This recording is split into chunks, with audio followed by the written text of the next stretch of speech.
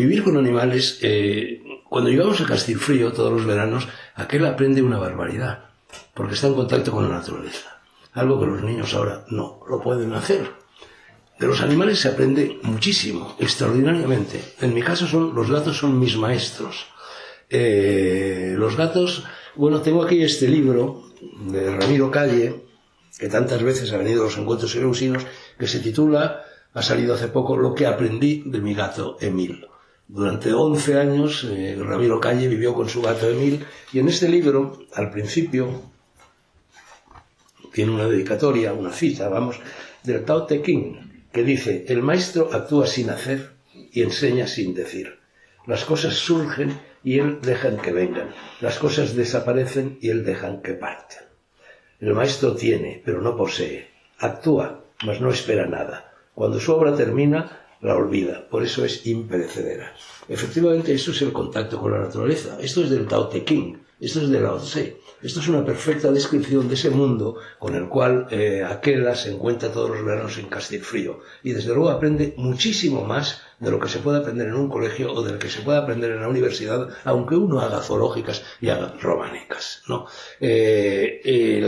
Por ejemplo, y está más adelante en este texto, lo que pasa es que era ya demasiado largo, Aquela ha aprendido allí lo que es la muerte, que es algo importantísimo. Porque la muerte es lo único seguro que hay en la vida, es la muerte.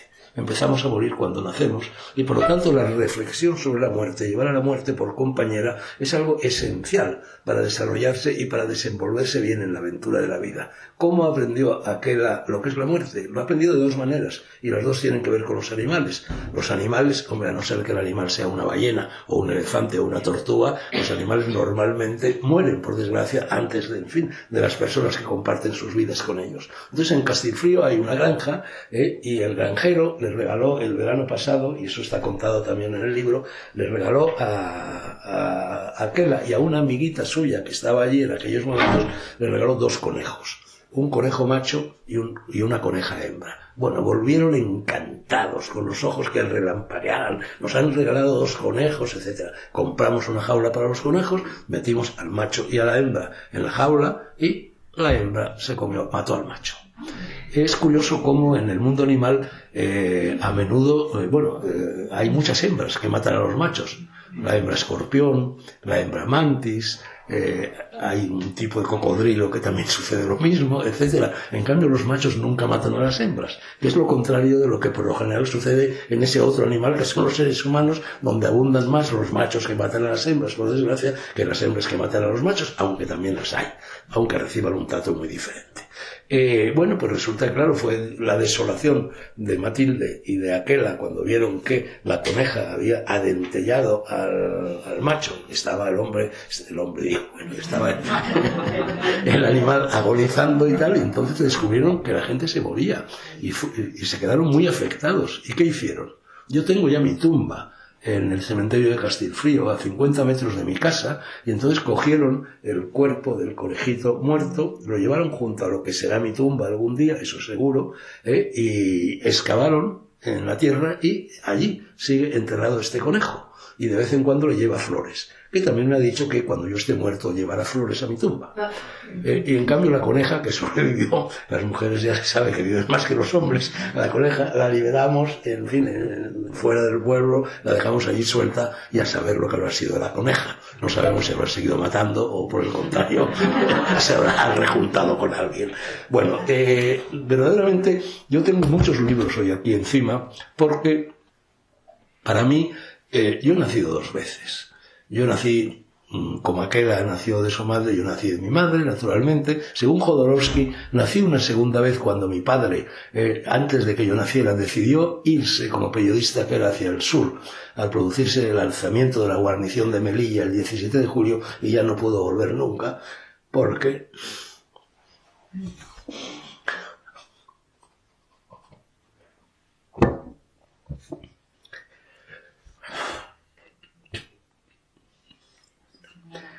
no pudo volver nunca.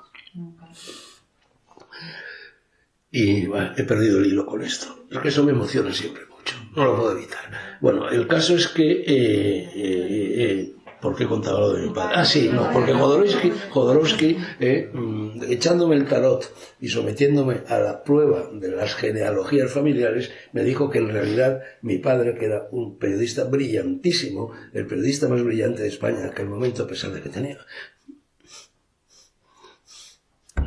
26 años,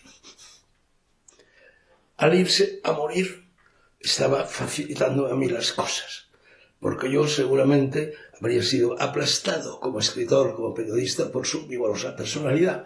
Y entonces me dijo Jodorowsky, y está en un programa de televisión, que yo en realidad había nacido 2 veces. Una de mi madre, parto natural, y otra de mi padre, porque mi padre voluntariamente, sabiéndolo por instinto, se quitó del medio, permitiéndome que yo desarrollara mi vida. Curiosamente, todas mis novelas están protagonizadas por un personaje que soy yo, que se llama Dionisio. Y Dionisio en la mitología griega es el dios nacido 2 veces. Bueno, en realidad, aparte de este segundo nacimiento, del cual yo me enteré hace pocos años, por Jodorowsky, yo ya había nacido una segunda vez. Y había nacido una segunda vez el día que leí mi primer libro. Yo tengo aquí varios libros que para mí son joyas, que están permanentemente en mi mesilla de noche. Uno es este, Travesuras de Guillermo. Seguramente no es el primer libro que yo leí, porque yo empecé a leer a los 3 años y este libro lo leí a los 6, lo recuerdo perfectamente, pero sí es el primer libro que recuerdo haber leído. Los anteriores, bueno, serían libros de niños, libros con muchas ilustraciones, con muchos santos, como decíamos entonces, pero el primer libro que yo recuerdo fue este.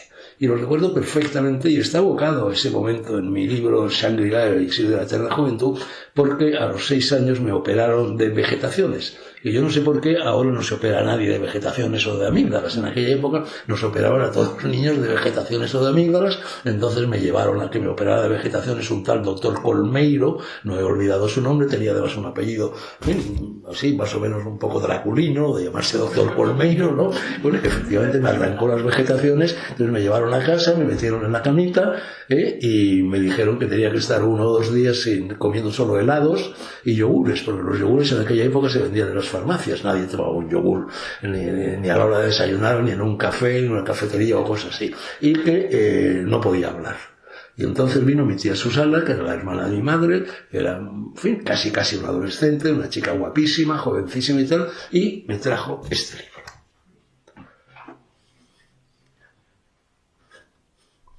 El momento en que yo abrí este libro, me encontré conmigo mismo. Ahora nadie lee Guillermo. Guillermo fue un mito en mi generación y en las generaciones anteriores y en algunas de las generaciones posteriores. Una maestra inglesa, Richmond Crompton, se inventó este niño de la edad aquella, de 10 años, que fue definido por Sabater en su libro sobre la infancia recuperada como el único anarquista triunfante de la historia de la humanidad. Este niño era como Don Quijote, se dedicaba a lancear molinos. No nos vendría ahora mal un Don Quijote que lanceara esos molinos espantosos que están cargándose la naturaleza. No deja de ser curioso que vayan a promulgar una ley de bienestar animal cuando esos molinos espantosos matan cientos de miles de pájaros prácticamente a diario, ¿no? Que protejan un poco a los pajarillos, ¿no? Yo en Castilfrío, desde lo que es mi cama, la cama en la que duermo, en el desván, en el último piso, hay una ventana que da al muro de la iglesia. Y en el muro de la iglesia hay unas grietas. Y todas las mañanas, a la hora de despertarme, más o menos, llegan unos pajarillos que se meten en esas grietas. Y están por allí, y se van y vuelven. Y uno de ellos es un pájaro gordo, y lo llamo el pájaro gordo. Otro es un pájaro pequeñito, y lo llamo el pájaro pequeñito y tal, y todos vuelven. Y es una imagen extraordinariamente consoladora. Es una imagen eucarística. Es una imagen de comunión, y muchas veces pienso, cuando me desperezo, me despierto en la cama y miro esa ventana y veo el pajarillo gordo o el pajarillo pequeño que se ha metido en la grieta de la pared de la iglesia, pienso que seguramente eso es lo último que veré antes de morirme. Y me conforta esa imagen, porque al fin y al cabo morirse es como volar. Esa imagen de esos pajarillos que se posan allí todas las mañanas.